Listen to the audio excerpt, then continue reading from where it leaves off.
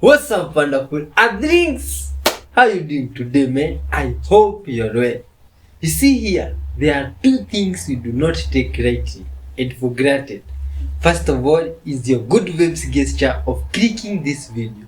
Second is the well-being of humans. It's why we are dedicated towards spreading love, peace, forgiveness, honesty, unity, and good vibes to all Earthlings, because we believe these are important and core virtues in our lives. Wonderful soul. We spread this by reacting together to interesting videos. All types of videos that you can think about. I am Y311H and my friend here is Kasungumo. Straight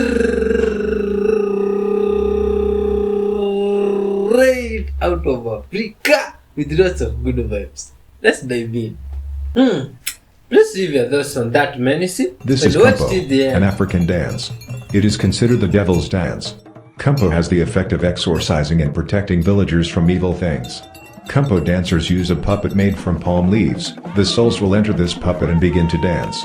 This is an ancient culture and also the pride of African people.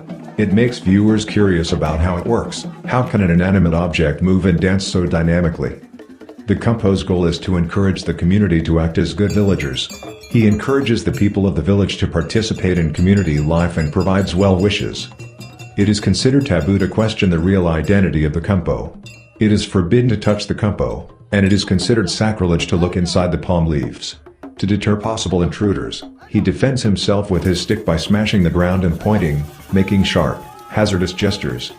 At the end of the celebration, he says goodbye to the community and recedes back into the sacred grove.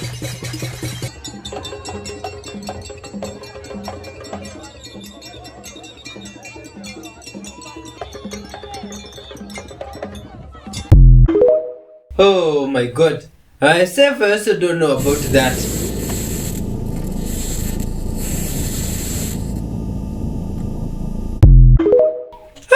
What is that thing? Crazy stuff, man. So what in the world is going on here? I've got my Starship Vortex hooked up to 1,000 watts, connected to an amp, connected to a AO scan frequency playlist. Look how much more play I get whenever I've got two magnets lined up. Now it's so much difference that I cannot keep this magnet inside. You can see it throws it out again and again and again, which is pretty cool. And so it made me think, like, I wonder if I change the configuration of the magnets, if it would actually make any difference. Throwed it out again. I mean, like, honestly, it was almost frustrating at this point. So I added 3 to see if that would change. And I put them into, like, a triangle pattern. Look at how this is so much different. It's so much less chaotic. Now, I don't know if there's some sort of, like, magnetic field canceling out another magnetic field here, and the configuration matters. But if I want it to fly, it seems like the magnets need to be all in a row. See, like, no movement at all. Okay, see, I added a 4th one to see if that'd make any difference. And to me, it's almost a less movement. So it really doesn't make sense with what we're doing. So let's try this experiment again. Here's 1. All right, we're going to add the second one. It loses its mind. It's going to try to fly out. We're definitely getting the most resonance from this. Okay, 3 of them are together. As long as they're in a row, they're great and they're still chaotic. Now add this 4th one. Do you see the configuration all in a row? Like, it is really chaotic. I suspect that this would fly out if it, like, had the clearance to. I think it's the length is almost keeping it in there. Anyway, tell me what you think. What's with magnetic? Yo, man, please leave your thoughts on that. Crazy stuff. 450,000 years ago, the Anunnaki first arrived on planet Earth searching for resources. With them, they brought 600 workers called the Igigi. It was these 600 who spread out across the continent of ancient Africa, with each one setting up an infrastructure enabling the Anunnaki to reap the benefits of a continent rich in all types of minerals. This is the story of the Anunnaki in ancient Africa, the decorated cities they built, the mines they created to obtain the metal that shines like the sun, and the spacecraft they utilized to convey their precious cargoes of gold. You will witness how they formed their stargates and how they were used, but most importantly, where and how they created their worker man. This is the Anunnaki connection.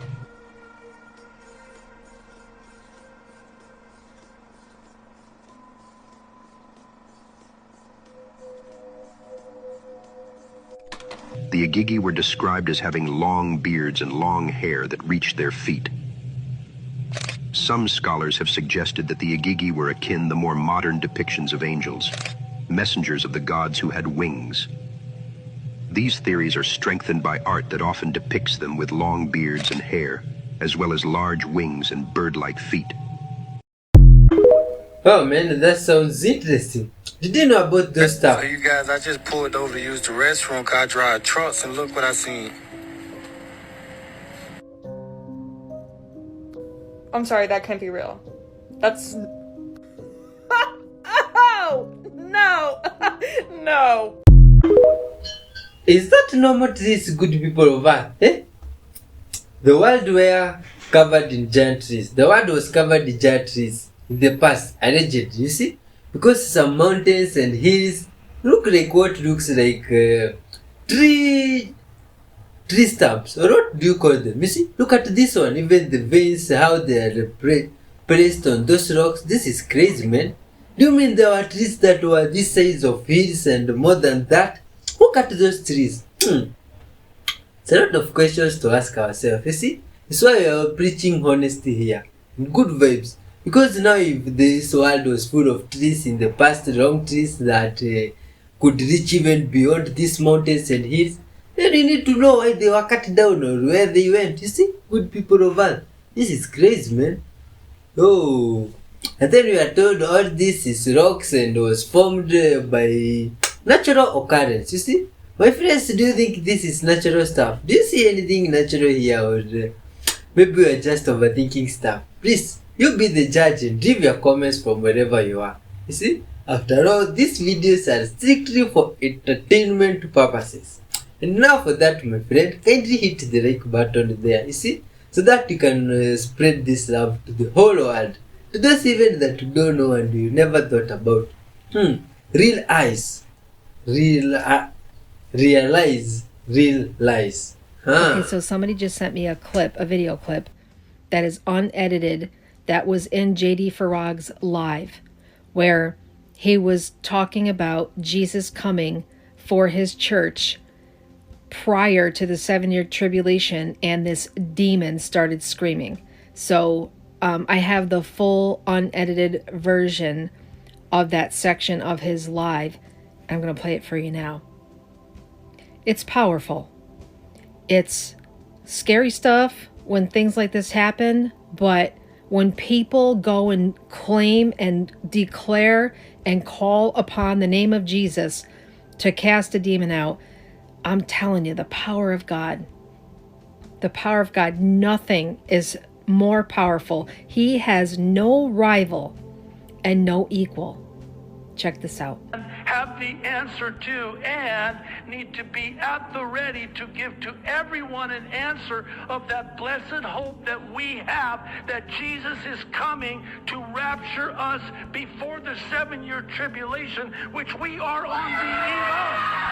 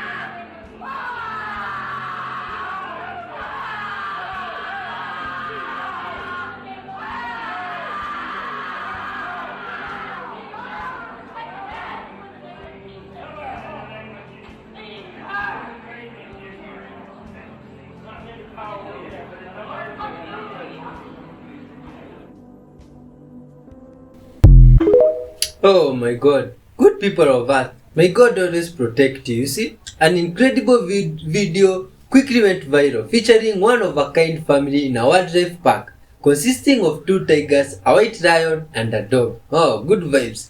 The mothers of the white lion grew together with the tiger and the dog together, you see. Experience to save these young ones. The wildlife park brought in a dog mom who had just given birth to pups to nurse them. Thus they grew up drinking the milk of the dog mom alongside the puppies, you see. However, their blissful days didn't last long. Why? The dog mom passed away shortly after, leaving the puppy to live with the tigers and lions. The tigers and lions always held the dog mom in high regard and saw the puppy as their own little sister, taking extra good care of it and its good vibes. Consequently, the puppy was highly dependent on them. What was even more surprising was that when the tigers and lions got into an argument, the puppy would step in front of them to stop them, and they would obediently do that. They grew up together and each other's family. Wow, that is good vibes. If all those animals can do that, we can also make it to good people of Earth. You see, from wherever we are, this dog has been missing for 2 weeks, and this is the house cat's reaction when he was finally found. You see? And this is adorable, man. It's good vibes. Just like these puppies who are adopted by some cat mom.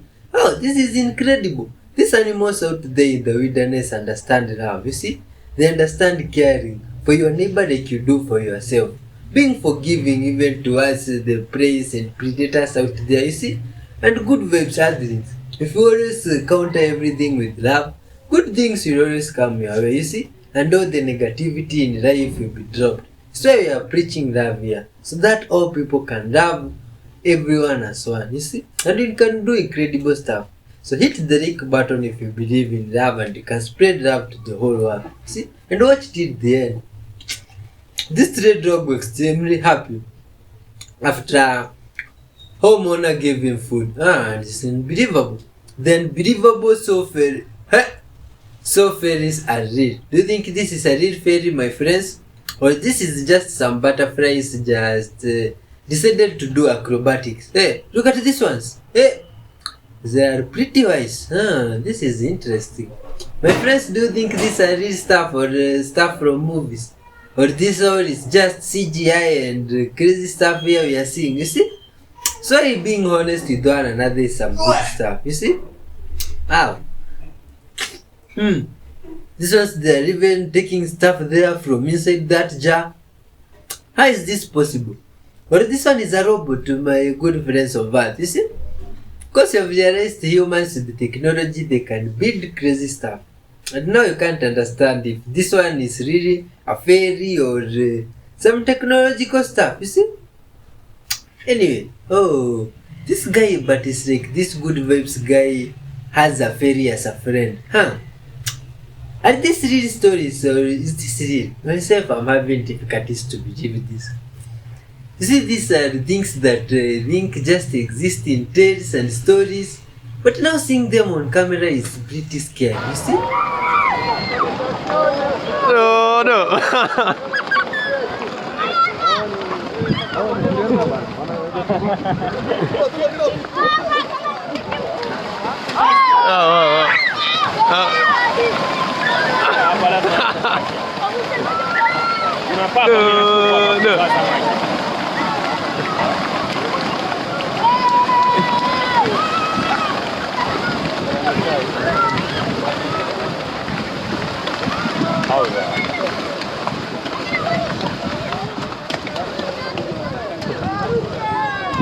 Wakubwa eh?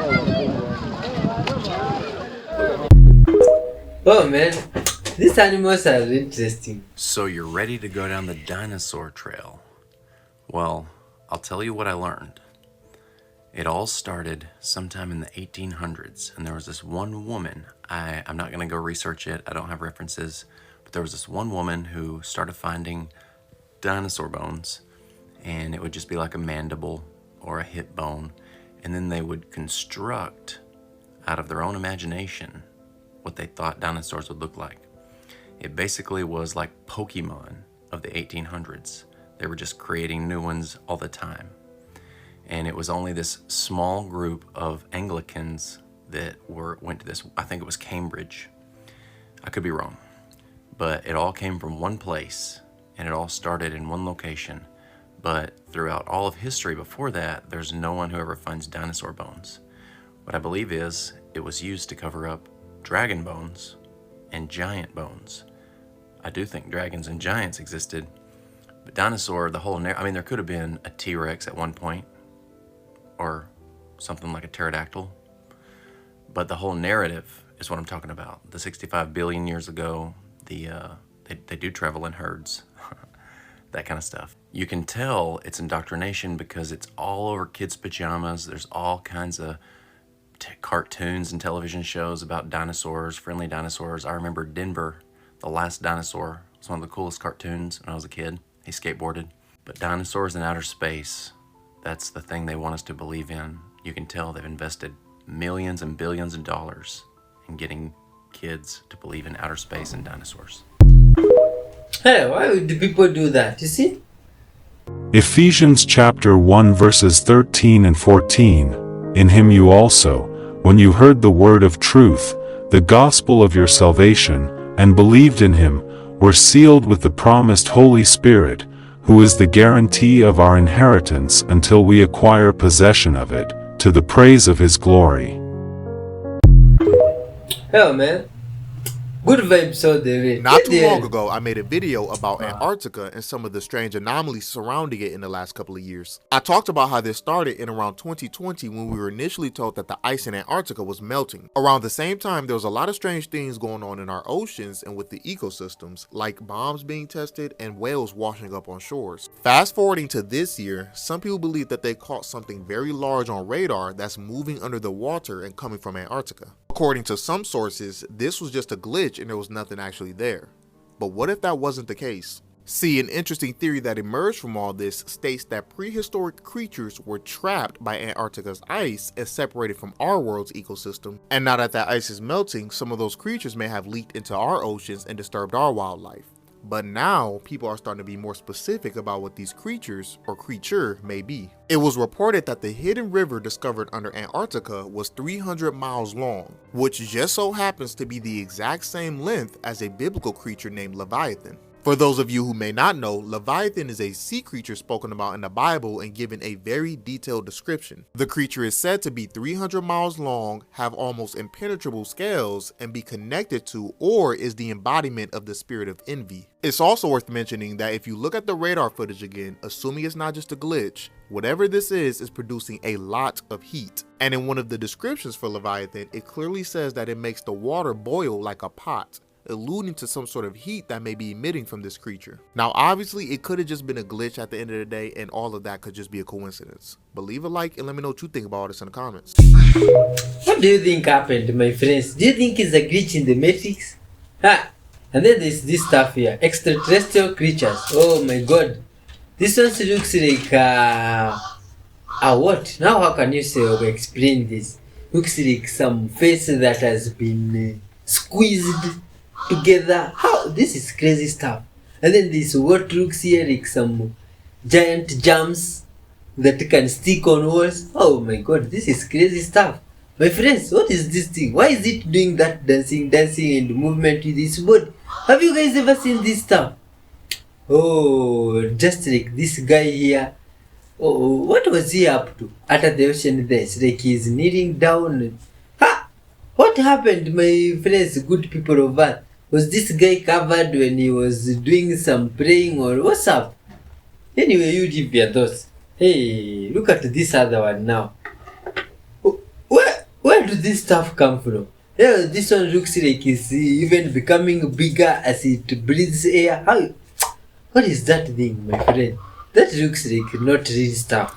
So I had this crazy multi-level dream the other night, and if you've been with me a minute, you know that my dreams are really vivid.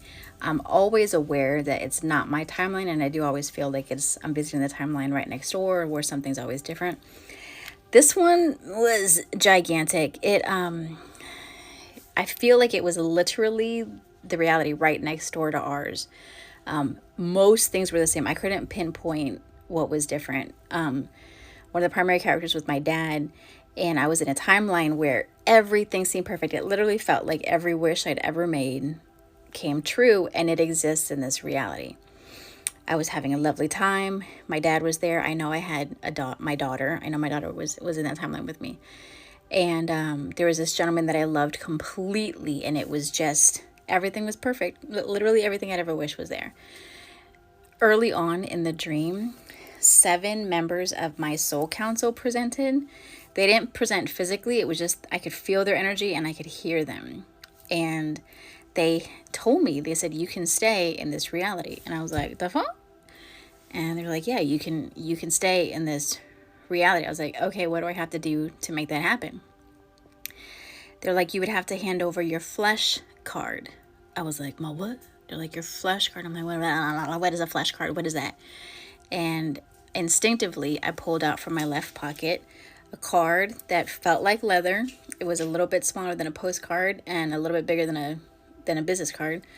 But I knew that it was made of me. So it might have been made up of my flesh. It's interesting. Anyway, so I was like, what is this? And they're like, it's your flesh card.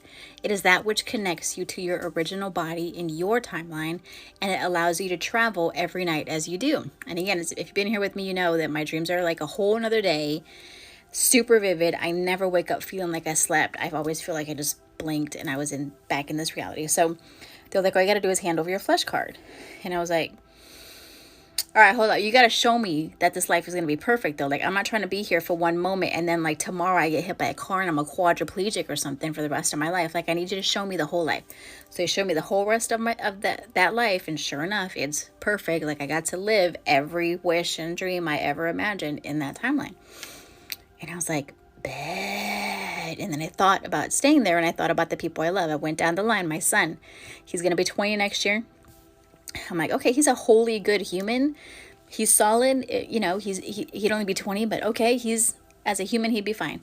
Went to my daughter. She's a spicy baby girl. I was like, I mean, she's only 16. That would really suck for her. But there's so many things that she could learn about kindness and love and appreciating your family if I exit her right now. All right, good. Went on my mama, like, okay, you know, she needs a lot of help. However, she's a whole grown-out woman, and, you know, she's lived her life. Whatever's going to happen is going to happen. And went down the major players in my life, and I was like, bet they'd all be fine. And then in this work as a shaman, because I have learned that your body and your organs and every cell has the intelligence of God, the intelligence that animates all of creation, that created everything, is alive and aware in your body. So because I know that my body incarnated with me in this lifetime for a purpose, I called forward the energy of my body, and I asked its permission. I was like, hey, how do you feel about ceasing to exist in our original timeline? What was interesting was that my heart presented kind of like it was the main speaker for my body. And my heart presented, if you were to get the sun and condense the sun into a bowling ball, that's the energy. It was so much energy emanating off of my heart. And I asked my heart, I was like, hey, you know, I got to ask you a question. And that my soul council said, because I asked it, like, how would it happen? And it said, your heart would cease to beat. And I was like, all right, well, so what would that look like? And you're like, well, your heart would cease to beat, and to your family, it would just look like you passed away in your sleep. I was like, okay. So I asked my heart, I was like, yo, kind of want to stay here in this fairy tale la la land. How do you feel about not existing in our original timeline? And my heart said, I'm going to try to say this without crying, but my heart said, we have loved everyone so deeply and gigantically, and we have felt everything so deeply and gigantically. We are tired, and it is okay with us if we cease to beat in our original timeline. I was like, bet, okay, so people I love are fine, body is fine, bet. And I was just about to hand over my flesh card when this lovely, peaceful voice, it was not God. This was a part of me that is closest to God, like that which resides in the Lord but is not the Lord. So another word might be my higher self, but this was like the holiest, highest version of self right before you get to God. And this beautiful voice just fell over, and it explained the earth is on the precipice of going through a massive shift. you are just gonna miss it. Are you certain you want to miss this massive shift? And I'm like, to live in my perfect existence, because this place is dense and there's always so much garbage going on. And I know y'all sensitives that you're feeling this stuff with me, right? It's difficult to maintain groundedness in this world, and especially to freaking just want to stay here. So I was like, yeah, I'm ready. And then it said, it spoke again. It said, though you are but one light, the earth needs your light. And I was, trying to hand it over, and then bloop, I wake up in my reality. This reality who's speaking to you at 2:33 in the morning was so much sadness and density in my heart. And I was so sad all day long yesterday. And I was also praying because I wanted to go back and see if I can slip back into that moment, because I wanted to continue to hear the negotiations. But it was interesting that, my counselor, or the higher self, was like, yo, the earth, you're just going to miss it. So it made me, I was wondering about the solar eclipse, and then, the season of Passover, and what an interesting time it is right this very second, and all the things that are happening. But it was crazy, and I felt super sad. And I told my son, I probably should not have told my son. I told my son, and I think it messed him up, because last night, very, very, very, very late, he came into my room, and he hasn't done that in years, but he came into my room and he gave me a big old hug, and he's like, I love you, Ma. Thanks for being the best Ma ever. And I was like, I love you. Thank you for being the best son ever. And I think I just, some things I should keep to myself, or tell my girlfriends. I did tell my girlfriend, who's a hypnotherapist on here, and she uncovered a lot of things that I still need to heal with in myself. We went through it. I've talked about her here. She's Laura. She's at I believe it's Lightwise with Laura on here.